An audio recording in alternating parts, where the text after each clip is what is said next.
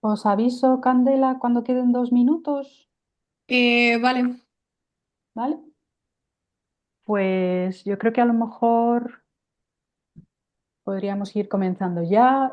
Para los que estáis volviendo de este pequeño descanso, nos habéis hecho una pregunta por el chat que si va a estar disponible la grabación. Sí, lo vamos a subir al canal de YouTube de URSI España.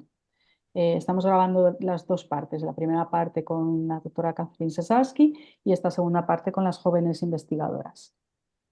Vale, pues la primera presentación corre a cargo de Candela Chico Herrera, del Observatorio de Lleves, que nos va a presentar simulaciones innovadoras de reconstrucción dinámica de imagen para interferometría de muy larga línea de base con el Square Kilometer Array. Pues cuando quieras, Candela. vale. Pues he tenido la suerte de que ha habido un poco de introducción que ha hecho Catherine del Square Kilometer Array, así que yo voy a continuar un poco por esa línea. Como ha dicho Cristina, yo estoy de becaria en el Observatorio de Lleves y trabajo principalmente en interferometría de muy larga base y lo que voy a enseñar hoy pues, son simulaciones justamente de interferometría de muy larga base usando el Square Kilometer Array. Por dar un poco de contexto, todo este trabajo está dentro del proyecto europeo RadioBlocks, que tiene como objetivo desarrollar componentes tecnológicos para las instituciones de radioastronomía que lo forman, desde que se recibe la señal hasta el postprocesamiento de datos. Y justo en este último paso de postprocesamiento de datos es donde se encuentra el grupo de trabajo con el que yo he colaborado para poder hacer estas simulaciones que en concreto tienen como objetivo pues, analizar los efectos de la inclusión del Square Kilometer Array dentro de la red europea de VLBI, de interferometría, y con el foco en concreto a fuentes con alta variabilidad temporal. Entonces, el primer problema al que te enfrentas cuando intentas hacer reconstrucción de imagen de interferometría de muy larga base es que el resultado de una observación interferométrica no es directamente eh, una imagen de la fuente que estás observando, sino sus componentes de Fourier muestreados en un plano de frecuencias espaciales que se suele llamar el plano UV y que está prácticamente vacío por no tener totalmente cubierta la superficie de la Tierra con antenas. Esto se llena un poco el plano V al tener en cuenta la rotación de la Tierra, pero sigue estando principalmente vacío. Y se ve especialmente bien cuando ves el teorema de Van Citter-Cernik, que es el principal en la interferometría, en notación matricial. En el teorema lo que se puede observar es lo mismo que estaba diciendo antes, que para obtener la distribución del brillo del cielo lo que tienes que hacer es tomar la transformada de Fourier inversa de las visibilidades que has obtenido en la observación. Y viendo la notación matricial, pues se puede ver que tenemos un problema inverso incompleto y que para las visibilidades que hemos obtenido de la observación, pues podría haber infinitas imágenes que se correspondieran a ellas. Además, esto se suma que, como se puede ver también en el teorema de Mann-Citter-Cernik, se asume que el cielo no cambia durante el tiempo en el que tiene lugar la observación. O sea, que la fuente se mantiene constante durante ese tiempo. Y para fuentes con alta variabilidad temporal, pues esto es falso. Para lidiar con todos estos problemas, históricamente se ha usado el algoritmo iterativo CLEAN, eh, que hace la transforma de Fourier inversa directamente y busca los puntos brillantes en esa imagen y los separa en una nueva imagen limpia, que debería ser la imagen de la fuente. Pero la desventaja principal es que hay mucha interacción humana en este proceso y en un intento de automatizar este proceso, pues se desarrollan algoritmos de máxima verosimilitud regularizada, como es el que he usado yo para mis observaciones, y Imaging, que está desarrollado en un principio para el Event Horizon Telescope por Andrew Child, pero que yo voy a usar pues, para otro tipo de redes interferométricas y a otras frecuencias. Y es un algoritmo que utiliza un planteamiento de optimización más que de iteración. En concreto, para las simulaciones, el caso científico que se ha elegido es el del microquasar SS433, que es un sistema binario en el que el disco de acreción está inclinado y al estar inclinado pues, se forman estos jets helicoidales, que es una estructura muy interesante para analizar.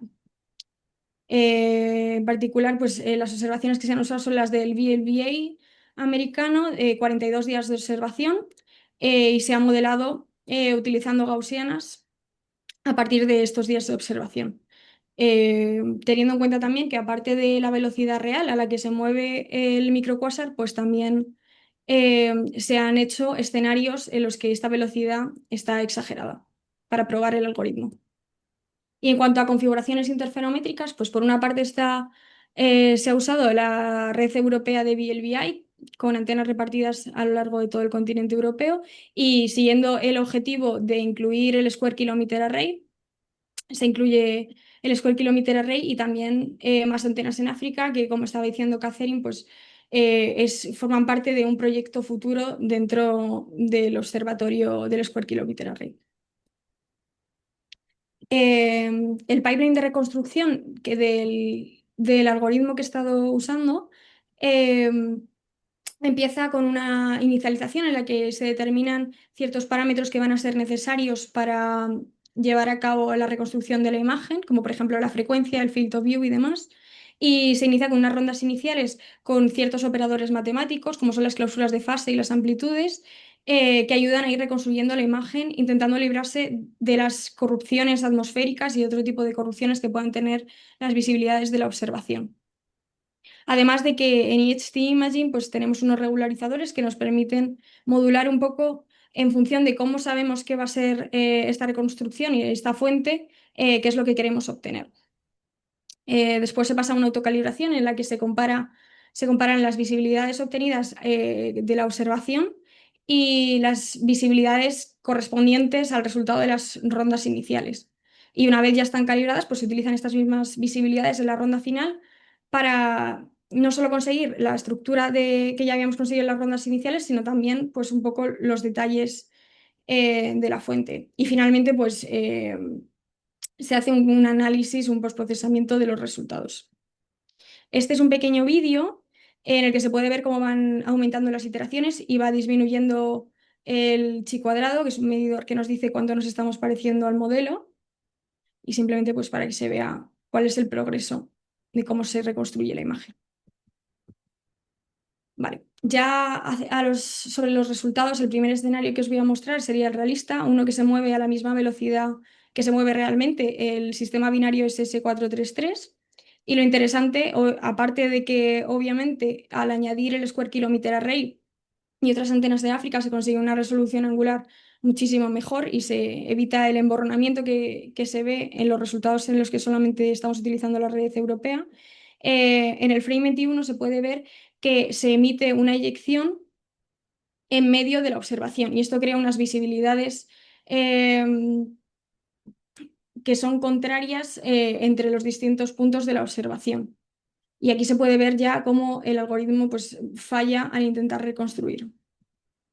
Pero si además de esa velocidad realista añadimos una exageración en la velocidad de por 5 o por 20, pues los resultados empiezan a ser mucho peores según aumenta la velocidad. De tal manera que lo que obtenemos ya en el caso extremo, que tenemos una variabilidad temporal de minutos, es que hay muchísimos artefactos, hay muchas repeticiones de las eyecciones en lugares aleatorios, se mezclan las distintas eyecciones y no se puede recuperar bien la forma de la fuente.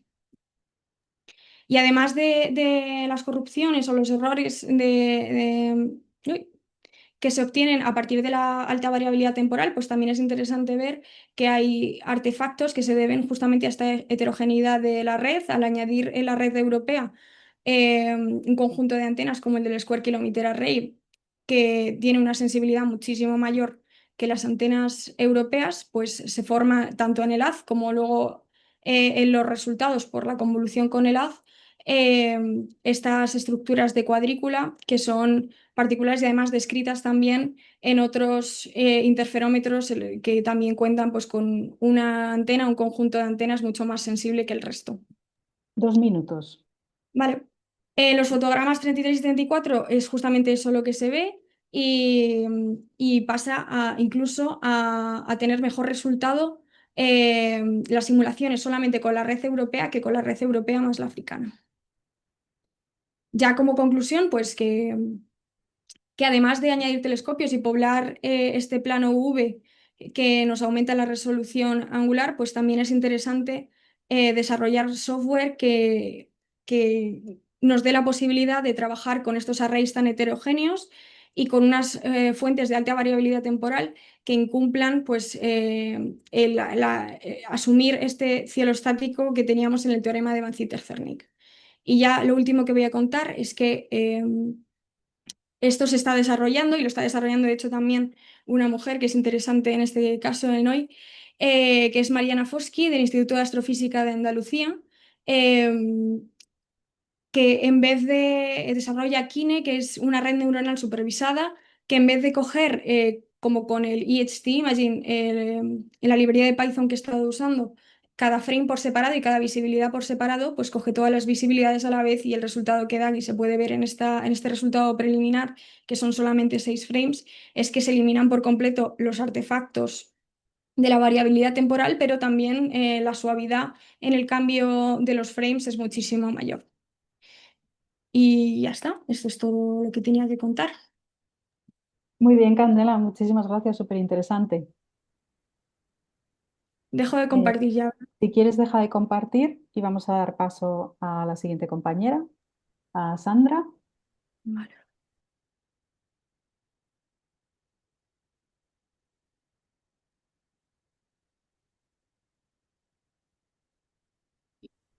¿Empiezo yo? Sí, si quieres, nada, te presento yo, nada, Sandra Gutiérrez Serrano, eh, que eres de la Universidad de Alcalá y nos vas a presentar imágenes ISAR biestáticas con radar pasivo, validación experimental y clasificación de objetivos. Pues cuando quieras, Sandra. Eh, pues como bien habéis dicho, nos enfrentamos a lo largo de esta presentación. Vamos a ver los siguientes puntos, más o menos a la motivación de este trabajo, en qué consiste el sistema de radares pasivo, cómo se generan las imágenes sintéticas, los resultados obtenidos y qué conclusiones hemos llegado. La motivación de este trabajo inicialmente comienza con, debido al incremento de los conflictos bélicos que existen hoy en día, el interés de utilizar nuevas tecnologías en radar que nos permitan no ser detectados y entonces a través de imágenes radar poder detectar, por ejemplo, aviones o tanques o este tipo de artefactos en imágenes.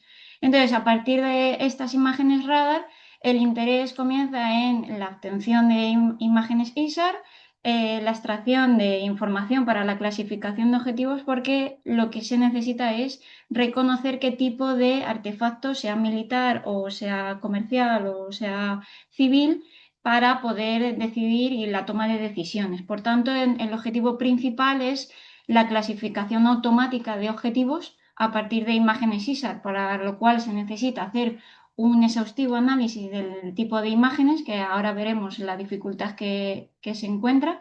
Debido a los inconvenientes del radar pasivo y a la generación de las imágenes ISAR en entornos de biestáticos y multiestáticos, generar imágenes sintéticas para poder generar una extensión de una base de datos lo suficiente para entrenar una inteligencia artificial con la que poder clasificar estas imágenes.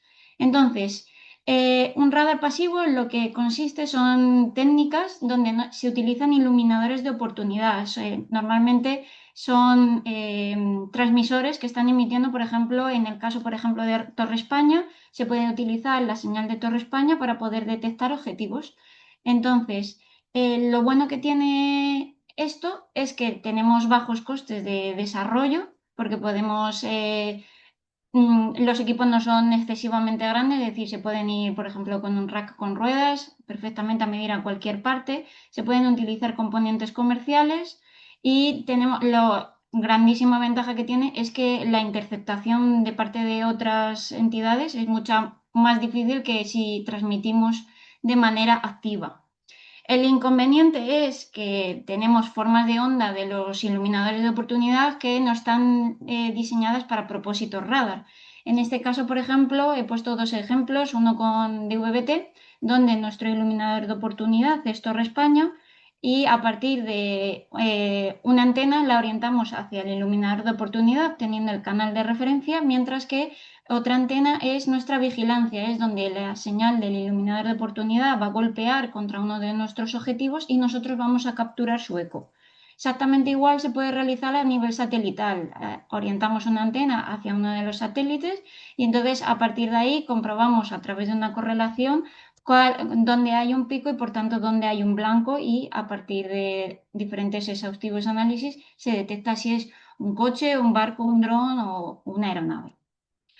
Las imágenes radar, normalmente las más conocidas son dos, que son SAR e ISAR. Ambas generan una apertura sintética, pero depende de la fuente del movimiento. En el caso de SAR, que es la más conocida, lo que se hace es que una plataforma, que normalmente es un satélite, tiene un radar el cual va tomando fotografías, por así decirlo, del terreno. Entonces, con eso podemos generar las imágenes SAR, como se puede ver en la imagen de la izquierda, que a través de una imagen en blanco y negro podemos detectar si hay poblaciones, si es una zona rural o si es una zona industrial.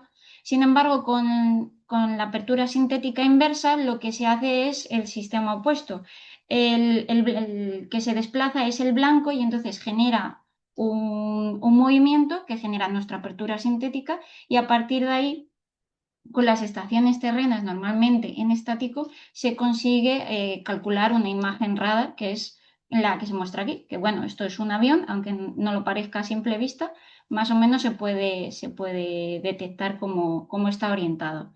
Entonces, lo bueno de SAR es que es preciso porque se conoce el movimiento del satélite, es controlado, por lo tanto la resolución es predecible, y entonces el movimiento de la plataforma se puede compensar, digamos, más sencillamente que con ISAR, porque en ISAR no conocemos el movimiento del blanco, porque puede ser cooperativo, de que realmente esté haciendo, por ejemplo, una maniobra donde nosotros estemos interesados, o puede ser no cooperativo, donde nosotros estamos capturando que simplemente un avión está pasando, por ejemplo, por un aeropuerto. Entonces, esto hace que la complejidad de su movimiento eh, plantee dificultades a la hora de calcular, por ejemplo, velocidades, trayectorias y demás. Entonces, a partir de esto podemos generar imágenes ISAR sintéticas, como he mencionado, donde en la literatura comenzábamos con un simulador 3D ideal donde se colocaban estratégicamente escáteres para poder obtener la imagen ISAR resultante. Sin embargo, esta imagen ISAR como marco es ideal, es lo que se obtendría con un radar activo. En la realidad actualmente se ha diseñado un simulador donde metemos modelos 3D y obtenemos una respuesta similar a la que obtendríamos con un sistema real. ¿Qué ocurre? Que las dificultades de las configuraciones biestáticas y pasivas eh, aumentan de que la resolución empeore, exista emborronamiento de los escáteres, que no reflejen, porque claro, depende de cómo incida la onda del iluminador de oportunidad, cómo se representan esos escáteres y, por supuesto, entender hacia dónde o qué estamos iluminando, porque ahora veremos más adelante que no son fácilmente reconocibles. Entonces, para ello, lo que hacemos es que calculamos lo que es la sección radar, que dependiendo del tipo de blanco, cambia, y por supuesto dependiendo de la frecuencia. Entonces, por ejemplo, en el primer avión tenemos una turbina y sin embargo en el segundo avión tenemos dos turbinas. Entonces, depende de muchos factores. A partir de ahí se obtendría la imagen ISAR, pero tenemos otras dificultades, que es uno es la influencia del blanco. Aquí, por ejemplo, se muestran dos puntos aleatorios de una trayectoria de un avión. He puesto el simulador ideal para que se comprenda mejor hacia dónde está orientado el avión, y diferentes modelos de avión, tanto si comerciales como aeronaves militares, y como, por ejemplo, en T2, en el punto 2, es más o menos fácil advertir hacia dónde está apuntando el avión, pero, por ejemplo, en aviones militares es bastante más complejo detectar lo primero que es un avión, porque sale simplemente un conjunto de escáteres y hacia qué partes están iluminadas del avión. Por supuesto, un avión militar va a ser mucho más difícil detectar y reconocer que un avión comercial o un avión civil. Entonces, otro de los retos a los que nos enfrentamos es la influencia del movimiento. En las aeronaves, por ejemplo, en las que yo estoy centrada, tienen movimientos de cabeceo, balanceo y guiñada. Entonces, en este caso, por ejemplo, he mostrado un ejemplo de cómo sería el efecto de rol, es decir, sobre el eje X de la trayectoria, cómo el avión balancearía hacia un lado y hacia otro. Entonces, con un rol, por ejemplo, en este caso, el iluminador de oportunidad nos ha iluminado bastante bien una de las alas, se pueden reconocer por los puntos rojos, que serían los escáteres más predominantes, las turbinas del avión y un trocito del cuerpo del avión, más o menos el morro y un trocito más del ala del lado contrario. Sin embargo, a medida que aumentamos el rol, tenemos que ver el efecto que tiene en la aeronave. Entonces, a medida que aumentamos el rol, dependiendo de cómo influya, cómo incida la señal, tendremos unas partes más iluminadas u otras partes. Entonces, por ejemplo, en el caso de rol igual a 15 grados, se puede ver que solamente se detectan dos escáteres, que serían más o menos una de las turbinas y la opuesta, o lo que sería el cuerpo del avión y la turbina. Dos Por otro minutos. lado, ah, como he comentado, otro de los efectos es la influencia de la geometría. En este caso es una comparativa entre el cuasimonostático, que sería donde el transmisor y el receptor están bastante juntos, entonces su ángulo biestático es bastante pequeño, por lo tanto se puede ver que los escáteres es como hemos estado viendo en las imágenes anteriores, pero el desafío realmente entra cuando no tenemos las geometrías óptimas, porque yo no puedo poner un radar pasivo donde yo quiera, porque hay zonas donde no está permitido, por ejemplo, cerca de aeropuertos o zonas militares, no es posible desarrollar este tipo de tecnología y entonces se puede ver que los escáteres sufren un emborronamiento y es mucho más complejo detectar que aquí estamos viendo la misma aeronave que veríamos en el caso cuasimonostático. Por tanto, debido a estas tres influencias mayoritarias, es necesario el uso de la inteligencia artificial. En este caso, por ejemplo, se muestra una toma de medidas real, donde obtenemos la señal de un iluminador de oportunidad y donde desarrollamos nuestro sistema de radar pasivo desarrollado por el grupo de investigación al que pertenezco y cómo se captura un barco de carguero, ¿de acuerdo?, en el mar. Entonces, a partir de nosotros detectamos que hay un barco, primero visualmente, por supuesto, y otra también es a partir de aplicaciones como ICE. El ICE es el Automatic,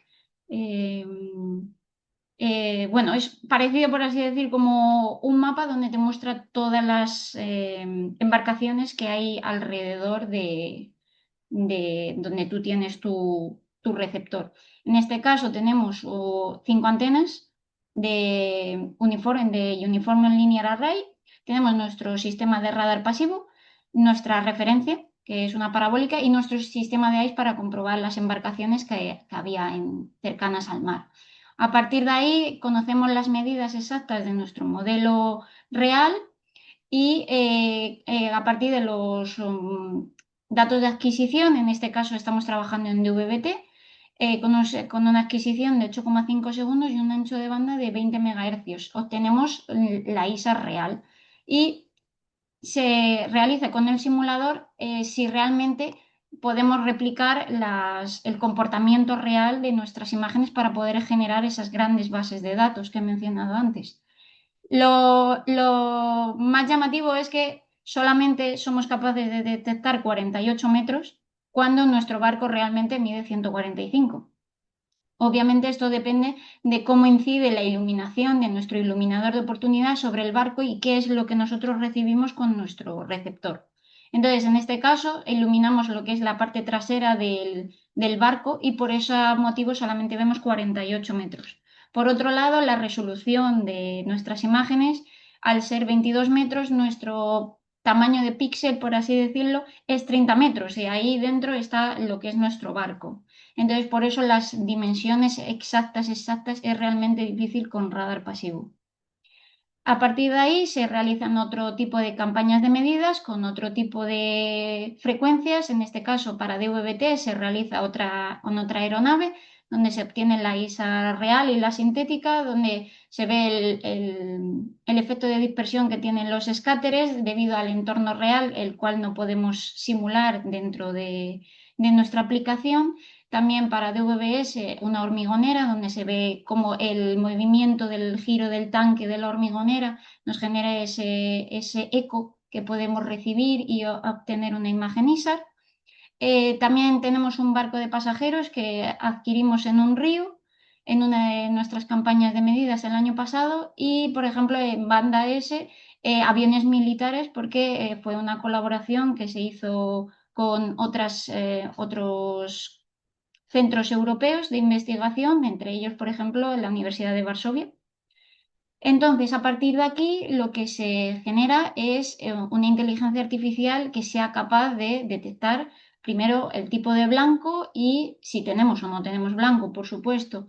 Entonces, a partir de aquí se desarrollan dos técnicas, una de Machine Learning, donde se tienen un total de 515 muestras repartidos en diferentes 7 clases de aeronaves. Por supuesto, el número de muestras que se han simulado, cada muestra tarda bastante en simular. Hay, por ejemplo, los barcos que he mencionado antes, a lo mejor tardan del orden de semanas y una aeronave puede tardar del orden de días. O depende del tamaño del avión y la complejidad que tenga su geometría, tarda más o tarda menos.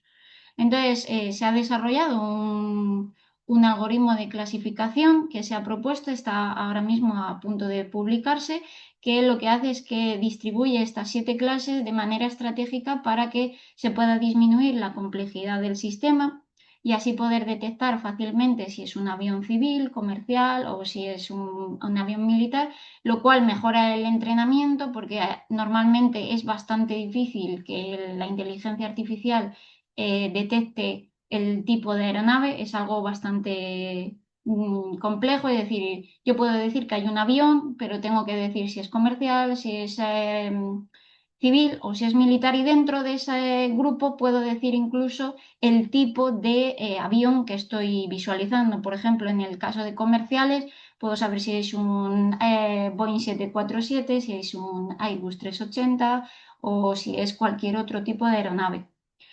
Entonces, con esto lo que hacemos es que aumentamos bastante lo que es el comportamiento del clasificador, desde aproximadamente un 68,4 a un 87,2, pero debido a la similitud de las dimensiones y que no siempre se refleja las partes más características o más detectables para el reconocimiento de patrones o el reconocimiento visual de estas imágenes ISAR, provoca a su vez en la inteligencia artificial que también se equivoque.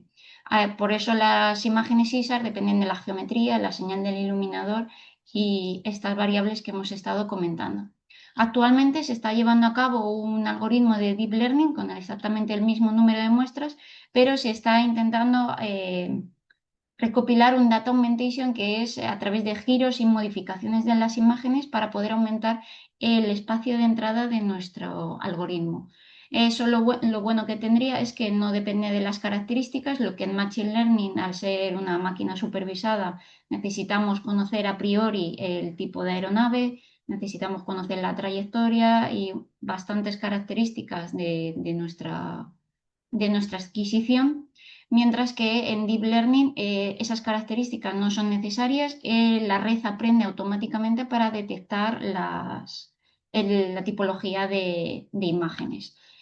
Como se puede ver en la figura, se mejora bastante el entrenamiento con respecto a Machine Learning, pero debido al número de muestras reducido, no puede explotar bien la capacidad de Deep Learning para generalizar y adquirir el aprendizaje para diferenciar entre diferentes objetivos similares, como ocurre, por ejemplo, con los aviones de combate, que a lo mejor simplemente varía medio metro, como mucho.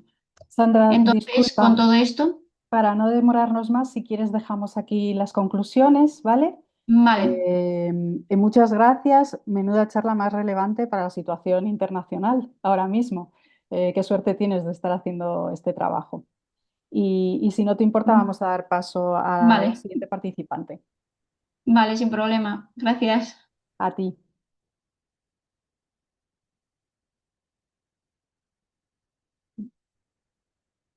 Muy bien, pues la siguiente sería Patricia.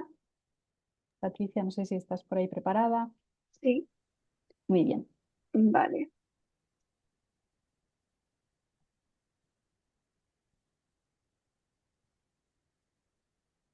Muy bien, pues nuestra siguiente speaker es Patricia Fernández Ruiz del Centro de Astrobiología y nos va a presentar el análisis de la química en hot corinos a distintas escalas. Cuando quieras, Patricia. Muchas gracias. Se ve todo, ¿no? Perfectamente. Genial. Vale. Vale. Pues soy Patricia y yo estoy trabajando haciendo la tesis en el área de astrofísica, pero nuestras observaciones las sacamos de telescopios que observan en radio. Entonces voy a hablar un poco de qué va mi tesis. Voy a hacer una pequeña introducción hablando sobre el tema que concierne mi tesis, que es formación estelar. Las estrellas se forman en nubes moleculares. Las nubes moleculares son regiones del espacio que son más densas y más frías y entonces se pueden formar moléculas. En estas zonas, cuando hay una inestabilidad gravitacional, se empieza a contraer el gas y el material y se forma una protoestrella. Dentro de las estrellas de baja masa, que son las que tienen masa similar a la del Sol, se clasifican en distintas fases, que va de la clase 0 a la clase 3, pero así, en resumen, la protoestrella va acretando este gas que tiene alrededor, eh, que va cayendo a la estrella también desarrolla chorros bipolares de material, forma un disco protoplanetario que luego también formará los planetas. Y es en estas regiones, en la clase 0, donde tenemos pues material rodeando la protoestrella, que se conoce como envoltura de gas, que suele estar bastante frío, alrededor de 10 a 30 Kelvin. Pero en la zona todavía más interna de esta envoltura está bastante más caliente, está a más de 100 Kelvin y es una zona mucho más densa. Y esta zona es lo que se conoce como hot corino y es una región de interés químico porque las moléculas que están en forma de hielo encima de los granos de polvo a esta temperatura subliman y se van al gas. Entonces, todas las moléculas complejas que estaban en el hielo, ahora las podemos observar con nuestros telescopios. Entonces, en este contexto, la intención de la tesis es estudiar estas regiones, los hot corinos, a distintas escalas. En primer lugar, a la escala de la envoltura, que esto lo podemos hacer con telescopios de antena única. Nosotras hemos utilizado el IRAM 30 metros, que está en Granada, y el 40 metros de Lleves, que está en Guadalajara. Y por otro lado, para estudiar con mayor resolución angular las partes más internas de estas protoestrellas, podemos utilizar interferometría. En nuestro caso, tenemos observaciones de NOEMA, que es un interferómetro que está en los Alpes. Y voy a hablar en esta presentación del trabajo que ya tenemos sobre esta primera parte, que es utilizando antena única en las envolturas de hot corinos, que es un trabajo que ya está aceptado para publicar. En primer lugar, está el análisis de B335, que es una de las fuentes, ya se hizo y la voy a comparar con el análisis de estas otras dos fuentes, IRAS-4A y HH212. Son tres protoestrellas clase 0 que tienen hot corinos. Cada una está en una región un poco distinta. B335 está en una región aislada. IRAS-4A está en una región de formación estelar en Perseo y HH212 en Orión. Dado que tenemos observaciones combinadas de estos dos radiotelescopios, tenemos un rango de frecuencias bastante amplio, que son todos estos rangos, y podemos estudiar en detalle la química de estas dos protoestrellas. estamos especialmente interesados en la química del azufre para nuestro trabajo. Y esto así, un poco en resumen, se debe a que en regiones de formación estelar la cantidad de azufre que hay en el hielo y en el gas es bastante menor que el azufre que sabemos que está ahí. Mientras que en regiones que son más difusas, menos densas, sí que vemos todo el azufre en el gas y en el hielo. Entonces, no se tiene muy claro hoy por hoy de qué forma está este azufre en las regiones de formación estelar. Y es interesante también entender de qué manera la presencia de protoestrellas o de hot corinos afecta la química de estas regiones en cuanto al azufre. Entonces, nuestro trabajo se ha enfocado en buscar moléculas azufradas, que han sido todas estas, algunas que no son azufradas, pero se han detectado líneas de todas estas moléculas en nuestro espectro, en las dos fuentes. Y se ha hecho un ajuste de cada una de las líneas para sacar sus parámetros. Además, en IAS4A era una fuente bastante curiosa porque muchas de sus líneas necesitaban dos gaussianas para ajustarlas, y esto se debe a que la componente ancha está producida por los chorros de la molécula, mientras que la estrecha es la que proviene de la propia envoltura. Con estos datos hemos hecho diagramas rotacionales para cada una de las fuentes y cada una de las moléculas. Con esto podemos sacar la temperatura rotacional de cada una y su densidad de columna. Curiosamente, aquí también en IRAS4A teníamos algunas moléculas que necesitaban dos temperaturas rotacionales distintas para ajustar, que esto quiere decir que hay una parte de la molécula que está como trazando las zonas más externas y más frías, mientras que hay parte de esa molécula que también está en una zona un poco más interna o más caliente. Entonces, centrándonos en la parte fría de la envoltura, sacamos las abundancias de todas estas moléculas. Y aquí las hemos comparado con B335, que es la que teníamos previamente también analizada en el proyecto.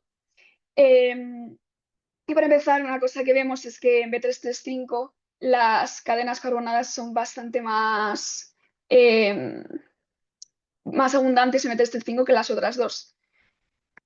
Y por otro lado, en IRAS4A, las moléculas con oxígeno y las hidrogenadas son más abundantes que en IRAS4A que en las otras dos.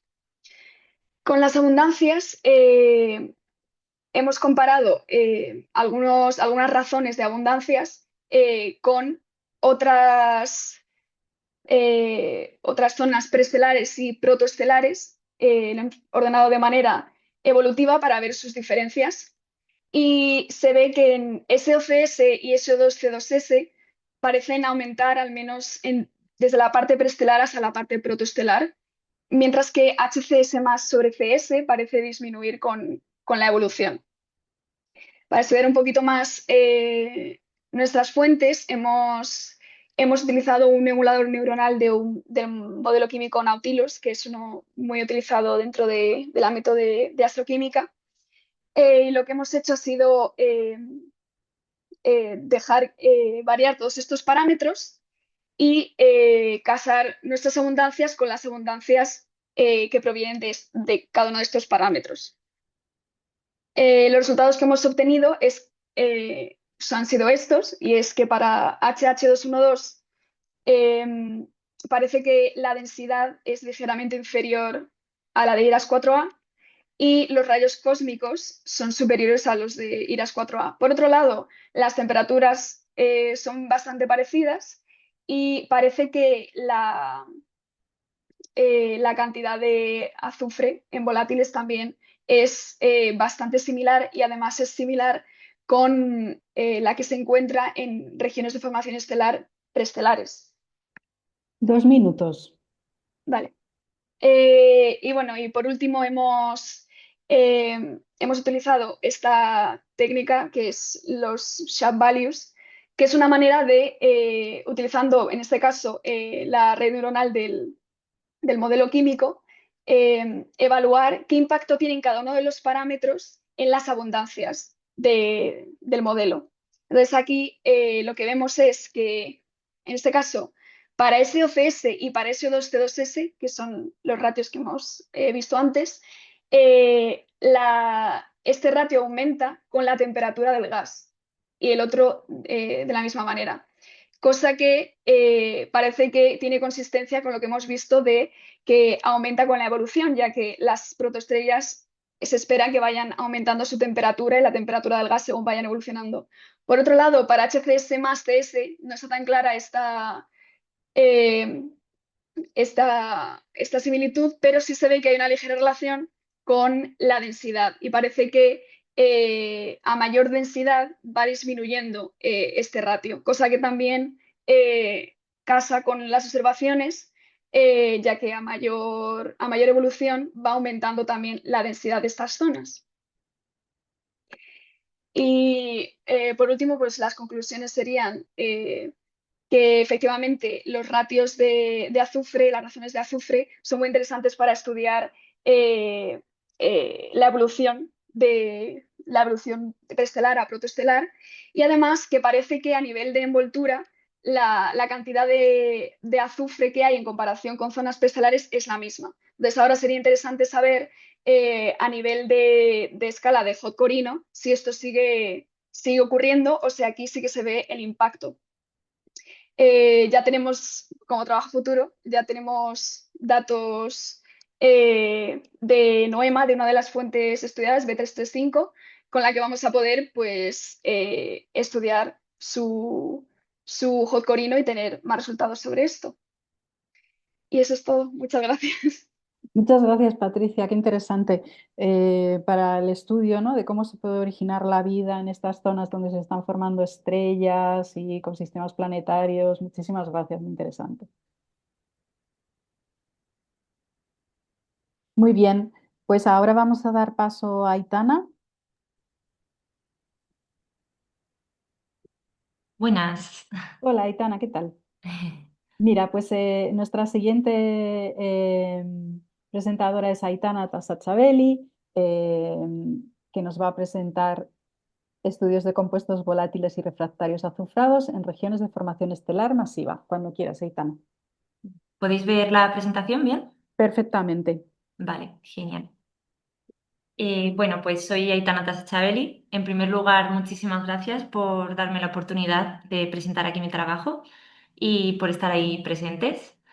Estoy en mi segundo año de doctorado en el Centro de Astrobiología y mi tesis trata sobre el estudio de compuestos volátiles y refractarios azufrados en regiones de formación estelar masiva. Estoy en el mismo grupo de investigación que Patri y en nuestro grupo nos centramos, nos dedicamos a la búsqueda y el estudio del azufre. Lo primero que os podéis preguntar es ¿por qué el azufre, ¿no? ¿Qué es lo que lo hace importante? Pues bien, el azufre es uno de los 6 elementos básicos para la vida. Aquí tenéis estos 6 elementos, los CHOMPs, pues el azufre es uno de esos elementos. Y como bien os ha contado Patricia, sabemos que la abundancia cósmica del azufre, la abundancia teórica, es de 10 a la menos 5. La abundancia básicamente es la cantidad de azufre dividida por la cantidad de hidrógeno. Em, Esto es el ciclo de la vida de la materia en el medio interestelar, que os ha contado un poco Patricia también sobre formación estelar. Pues bien, si nos fijamos en el azufre que medimos en el gas difuso, el azufre que observamos sí que se corresponde con este azufre teórico. Sin embargo, en el gas denso, el azufre que observamos es 100 veces menor. Por tanto, estamos observando solo un 1% del azufre total. Entonces, ¿dónde está este azufre? De ahí el nombre de este problema, el problema del azufre perdido. Este es un problema muy conocido en el mundo de la astroquímica, que es nuestro campo, y se han planteado diversas soluciones. Por ejemplo, el azufre podría estar atrapado en hielos que no se hayan detectado aún. Este es uno de los retos que quizá puede resolver el James Webb Space Telescope, que observa hielos. También podría ser que el azufre esté atrapado en azufre atómico, tampoco detectado, en moléculas como el H2SN, en alótropos, que serían, por ejemplo, el azufre molecular, pues eso es S2. También existe el S3, S4. Y moléculas refractarias, que serían estas de aquí, por ejemplo, el sulfuro de sodio, de aluminio, de potasio, etcétera. En mi tesis yo me centro en estas dos últimas opciones. Sin embargo, estas moléculas necesitan condiciones extremas para liberarse al gas, como por ejemplo temperaturas muy elevadas, choques muy fuertes, radiación muy intensa, y por tanto va a ser muy difícil de detectar. De hecho, em, muy pocas de estas moléculas han sido detectadas nunca.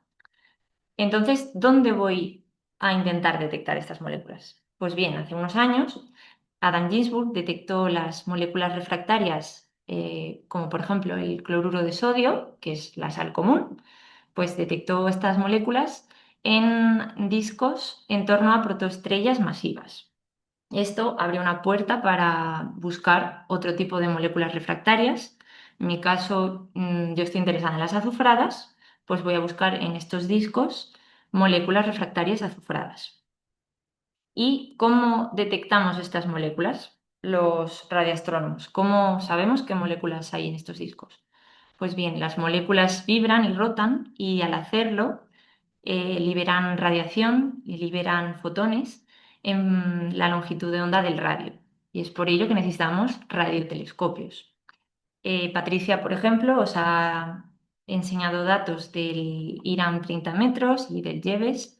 En mi caso, yo trabajo con datos del Atacama Large Millimeter Submillimeter Array de ALMA, que consta de 54 antenas de 12 metros y 12 antenas de 7 metros. Estas antenas se pueden separar y juntar cubriendo desde 150 metros hasta 16 kilómetros. Y os preguntaréis, ¿para qué tantas antenas y para qué es necesario cubrir tanta distancia, ¿no? Pues bien, la capacidad que tenemos de resolver una zona en el cielo, de distinguir una zona en el cielo, es inversamente proporcional al diámetro. Es decir, si tenemos este radiotelescopio de aquí, por ejemplo, podremos observar esta región del cielo. Si tenemos un radiotelescopio mayor, la región que podemos observar es menor, es decir, podremos resolver y distinguir regiones menores en el cielo. ¿Qué pasa? Que hay un límite, no podemos hacer radiotelescopios más y más grandes siempre. Es ahí donde entra la interferometría. Ahora, en vez de un radiotelescopio gigante, tenemos 3 antenas que son más pequeñas y son más fáciles de construir en cuanto a tamaño, por lo menos. Y según la distancia a la que se separen estas antenas, pues estaremos cubriendo ese mismo diámetro y podremos resolver la misma región en el cielo. Entonces, ahora si separamos aún más estas antenas, podremos resolver una región del cielo aún más pequeña. En mi caso, como quiero resolver discos en torno a protoestrellas, son objetos muy pequeños en el cielo y necesitamos este tipo de arrays de telescopios, como el de ALMA, para poder resolver estos discos. Aquí os pongo el ejemplo de esta región de formación estelar masiva. En este mapa hay en torno a 1000 píxeles por 1000 píxeles y en cada píxel hay un espectro observacional como este de aquí. En este caso, este es el espectro del píxel central del disco MM1, que es el más caliente y el más intenso y por tanto en el que esperamos con mayor probabilidad que podamos detectar este tipo de moléculas refractarias que necesitaban condiciones muy extremas. Y ahora bien, ¿cómo sabemos qué moléculas hay en este espectro? Las moléculas van a ser las responsables de estas líneas que observamos. Pues con el software, yo utilizo el software XClass, que introduciéndole una molécula, en este caso, por ejemplo, CH3CN, introduzco unos parámetros de entrada que puedo dejar fijos o dejar variar para que se ajusten. Estos parámetros son la temperatura, la columna de densidad, que finalmente se traducirá en abundancia, la velocidad, la anchura de la línea. Con estos parámetros de entrada se sintetiza un espectro y lo puedo superponer al espectro observado y no sé si veis bien en color azul aquí, podemos ajustar estas líneas de emisión y así saber que esta molécula se ha detectado, el CH3CN, y cuáles son sus parámetros, cuáles son los parámetros que las describen. Esto lo podemos hacer con muchas otras moléculas hasta terminar ajustando todo el espectro observacional y viendo qué moléculas hemos detectado. Uno de los principales resultados que hemos obtenido ha sido la primera identificación de sulfuro de calcio en el medio interestelar. Aquí podéis ver en rojo el espectro sintético del sulfuro de calcio y en azul podéis ver el espectro sintético del resto de moléculas. También hemos obtenido por primera vez la detección tentativa de sulfuro de potasio e hidrosulfuro de potasio.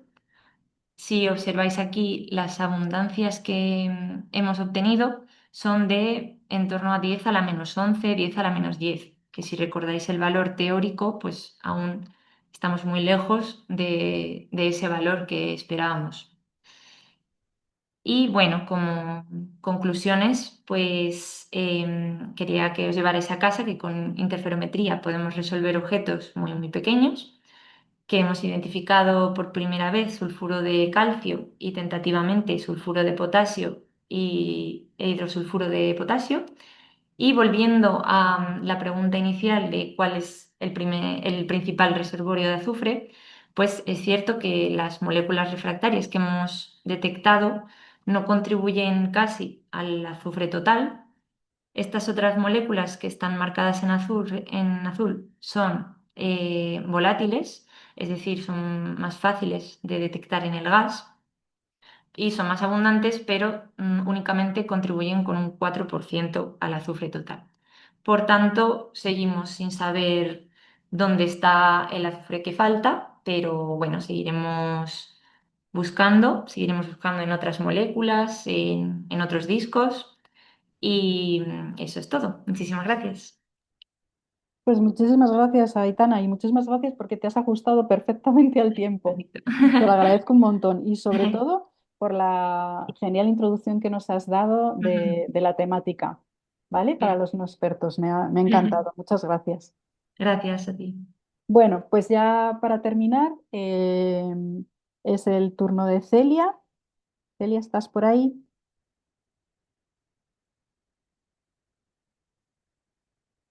Sí, sí estoy aquí, sí. Muy bien. Vale, pues comparte cuando puedas. Voy. Esto, a ver, a ver si.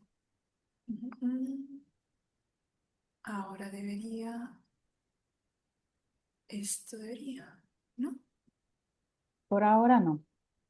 Ahora ya va. Ahora sí, ¿no? Sí, ya Estupendo. está, ya lo vemos. Bueno, pues nuestra última speaker es Celia Sánchez de Miguel, que nos va a hablar de modelado de canales ópticos en espacio libre para distribución de clave cuántica en constelaciones de satélite. Pues nada, cuando quieras, Celia. Muchas gracias, Cristina. Bueno, yo soy Celia, ahora mismo estoy en mi primer año de doctorado, lo estoy realizando en el Instituto de Telecomunicaciones de la Universidad de Málaga y os voy a hablar un poco de qué estoy haciendo.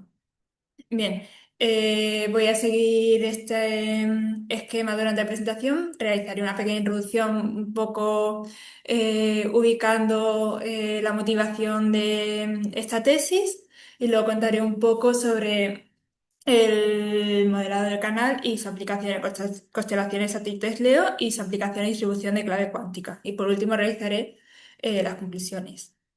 Bueno, este doctorado está motivado principalmente por tres temas. Por un lado está el creciente interés por las constelaciones de satélites LEO, que ha revolucionado un poco en estos últimos años el panorama de las telecomunicaciones, debido a su gran aplicabilidad en comunicaciones, en observación terrestre y en distribución de clave cuántica.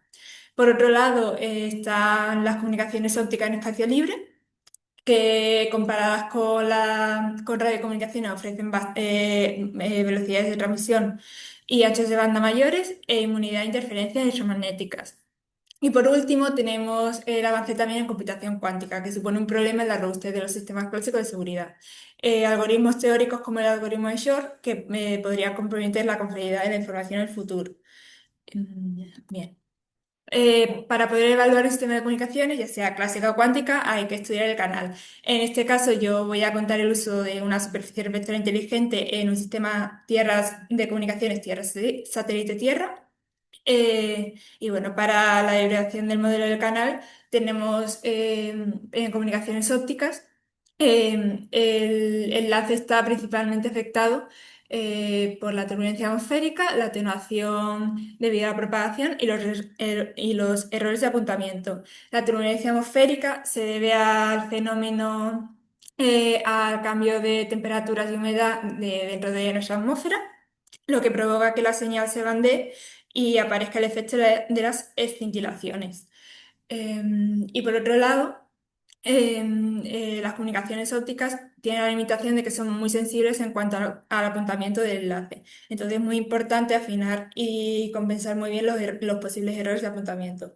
Para ello, en este sistema lo que se ha hecho ha sido incluir una superficie reflectora inteligente en el satélite, que principalmente lo que hace es evitar la amplificación de la reamplificación y el proceso de la señal en el satélite, consiguiendo ahorrar energía. Esta superficie se ha modelado como una superficie convexa que lo que hace es expandir el ancho de la recibido de la señal, y evita y consigue compensar los posibles errores de apuntamiento. Vale.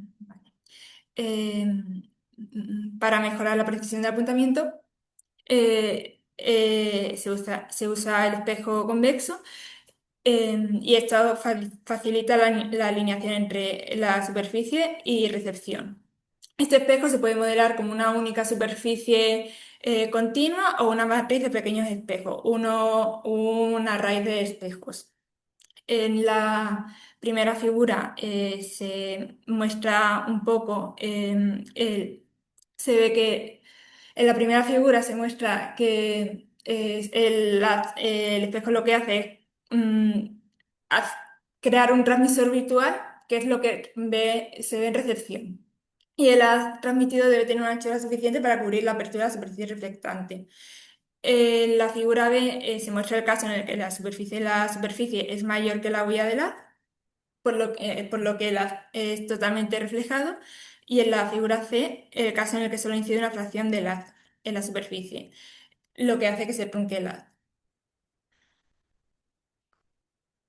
Bien, para el modelo de los errores de apuntamiento, se incorpora un modelo estadístico que tiene en cuenta tanto la propia divergencia del haz, así como la de desalineación. Se tiene en cuenta tanto el posible el error de apuntamiento que puede introducir las vibraciones del láser en transmisión, el error de apuntamiento inducido por las turbulencias atmosféricas y el error de apuntamiento inducido por la vibración del satélite. Bien. Aquí se muestra un poco el análisis de la probabilidad de error y la probabilidad de bloqueo del enlace. Para evaluar la probabilidad de error, aquí se muestra la potencia, la probabilidad de error en función de la potencia transmitida para distintos escenarios de errores de apuntamiento, y se asume un tamaño del haz de 12 centímetros y el radio de la superficie de 25 centímetros. Se ve que un aumento de los errores de apuntamiento conlleva un aumento de potencia para alcanzar una probabilidad de error objetiva, y el jitter de transmisor es el más perjudicial para el rendimiento del sistema. Al aumentar de 1 microradiane, de 1 a 2 microradianes hay un aumento de 10 decibelios para alcanzar la probabilidad de error objetivo de 3,8 por 10 elevado a menos 3. Por otro lado, para el jitter de la superficie del satélite, un aumento de 5 a 10 microradianes supone un aumento de solo 6 decibelios para el mismo umbral. Esto se debe a las pérdidas geométricas asociadas al aumentar el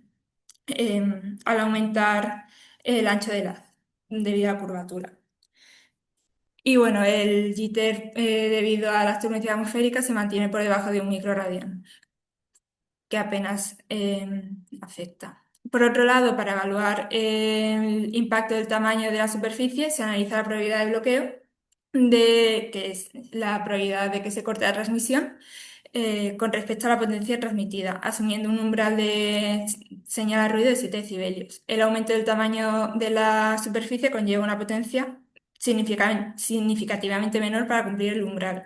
Por ejemplo, para una probabilidad de 10 elevado a menos 3, aumentar el radio de la superficie de 15 a 25 centímetros permite un ahorro de 4 decibelios en la potencia transmitida, mientras que un aumento a 35 centímetros implica un ahorro total de 6,5 decibelios, disminuyendo la potencia necesaria. Bien, en todos los casos la implementación con el array de espejos muestra un rendimiento superior al rendimiento del espejo único, debido a su capacidad para ajustar dinámicamente la curvatura del espejo en función de la posición del satélite. Se observa también un ancho de haz óptimo que minimiza la potencia de transmisión necesaria. Este valor óptimo depende también del tamaño de la superficie, del nivel de fluctuación del transmisor y de la geometría del sistema. Para el escenario analizado, el requisito mínimo de potencia se obtiene con un ancho de haz de 12 centímetros. Bien, esta mejora de rendimiento con respecto al espejo único también se observa en la capacidad del enlace, donde la configuración de array alcanza sistemáticamente una mayor capacidad en todos los escenarios de errores de apuntamiento y presenta una mayor robustez frente a las variaciones en la posición del satélite a lo largo de la órbita. Una vez, una vez comprobado el modelo del canal, se puede usar para la aplicación de distribución de clave cuántica. En este caso, se evalúa en este caso se evalúa la tasa de la clave secreta para el protocolo MDI, Measurement Device Independent, para distribución de clave cuántica, y aquí se tienen también en cuenta los errores debido a de coherencia y de polarización. En el escenario de comunicaciones cuánticas, aquí no se trabajó tanto con la señal, sino fotón a fotón. Entonces es muy importante tener muy bien modelada la polarización de, de cada fotón. Y se ve como también es crítico a los riesgos de apuntamiento. En conclusión, el jitter del transmisor es el factor dominante que afecta al rendimiento de las comunicaciones y la optimización conjunta de la geometría de la superficie y del tamaño del haz y se puede conseguir una optimización conjunta de la geometría y el tamaño del haz en transmisión. La configuración convexa de la superficie muestra una fuerte potencial para habilitar la conectividad óptica en entornos orbitales dinámicos y hay una necesidad de incluir codificación para corrección de errores de vida de coherencia y aumentar la tasa de clave secreta en aplicaciones para distribución de clave cuántica.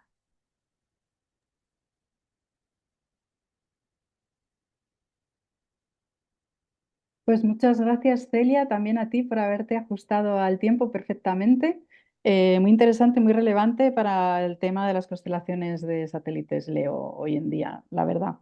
Eh, bueno, y ya hemos terminado con esta ronda. Enhorabuena a todas las ponentes. Ah, qué bonito, Celia. Ay, Em, perdón. por los temas tan interesantes que habéis compartido hoy con nosotros. La verdad es que podéis estar bien orgullosas de los temas de tesis que estáis haciendo, súper interesantes.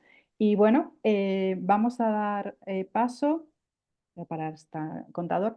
Vamos a dar paso ahora a una ronda de preguntas. Si quieres, Celia, puedes dejar de compartir y así nos vemos.